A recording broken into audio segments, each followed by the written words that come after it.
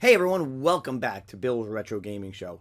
Today, I want to talk about one of my favorite arcade games, Junior Pac-Man.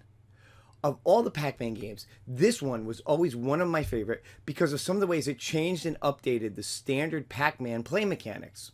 And I've been wondering for a while now, with all the Pac-Man games Arcade 1-Up has released over the last few years, why haven't they included Junior Pac-Man? Now first, a quick history lesson. The original Pac-Man was released in 1980, and to say it was a hit would be a huge understatement. So naturally, there were others who wanted to get in on its popularity and try to capture that same magic with similar style of gameplay. In 1982, a company called General Computer Corporation created a mod kit for Pac-Man called Crazy Otto. Now that game eventually morphed into what we know today as Ms. Pac-Man, and was ultimately published by Midway. Now, this was the first official Pac-Man game that was not published by Namco. Now, if you've ever played Ms. Pac-Man, you know that, like her hubby Pac-Man, as you play through the game, there are cutscenes. And these tell the story of how they met, courted, and ultimately get a stork-delivered bundle of joy. A year later, GCC would go on to develop another game based on that scene, which they called Junior Pac-Man. You control Junior, sporting his little propeller beanie, as he runs through the maze eating pellets and being chased by, and of course chasing, ghosts. Now, what I love about this game is how it ups the ante from the previous games. The mazes are huge, twice the size of the Pac-Man and Ms. Pac-Man screens, and they scroll left to right as you move through them. Now, there are no tunnels in this game, so you can't warp from one side of the maze to the other. They have 7 different mazes in all, and on 5 of them, you get 6 of the power pellets that turn ghosts blue and let Junior Pac-Man eat them, instead of the standard 4. Now also, there are bonus items, things like tricycles and other toys, that run through the maze as you play. And these will turn regular pellets large as they move over them. And when Junior Pac-Man is trying to eat those pellets, it slows him down, giving the ghosts an opportunity to catch up to him. Now, it adds just enough new concepts to the Pac-Man formula to make it interesting, and ultimately, one of the more challenging games in the series.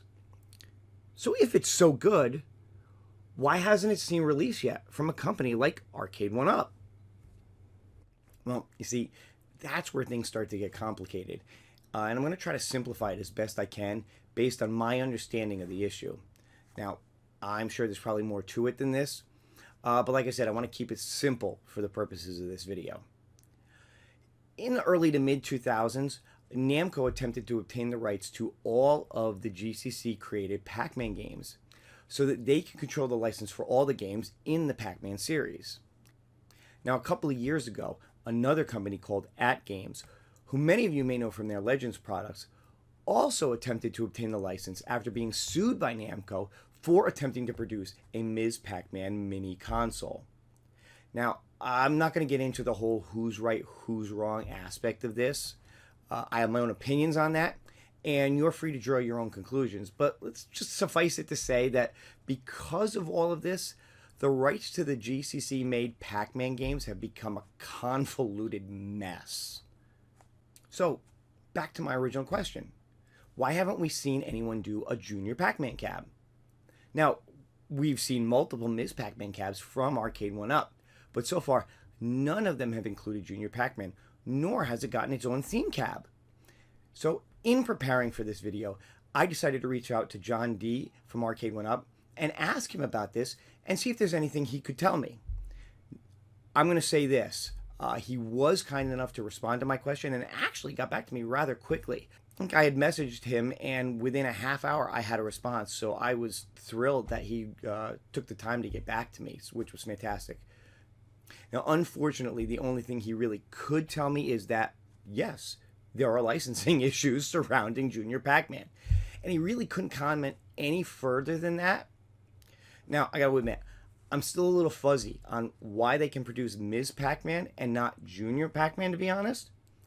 The only thing that I can think of on this is that they already had agreements on Ms. Pac-Man in place when a lot of the latest issues between At Games, Namco, and GCC started, and that those agreements are probably still in place. But to add a new game to the mix like Junior Pac-Man is tough right now with everything that's going on. So, at this point, if you're like me and you'd love to see this game come out from a company like Arcade 1-Up, I think all we can do is hope that whatever is going on with all this licensing gets sorted out in the future. In the meantime, really, I just wanted to shine a spotlight on an old favorite that hasn't gotten much love in recent years and give my hopes that one day we'll see the little guy make a comeback. But you know what? Let me know what you think in the comments. Would you want to see a Junior Pac-Man game from Arcade 1-Up? And is that one you would buy? Would you want to see it bundled with a Pac-Man themed or a Ms. Pac-Man themed cabinet? All right? Let me know your thoughts. Well, that's going to do it for this video. Thank you guys so much for watching. If you haven't subscribed to the channel yet, be sure to click that subscription button and also the notification bell to be notified each time I put up a new video. Don't forget to give this video a thumbs up and feel free to leave a comment below. Again, that's it for this time, and I will see you again soon. Take care.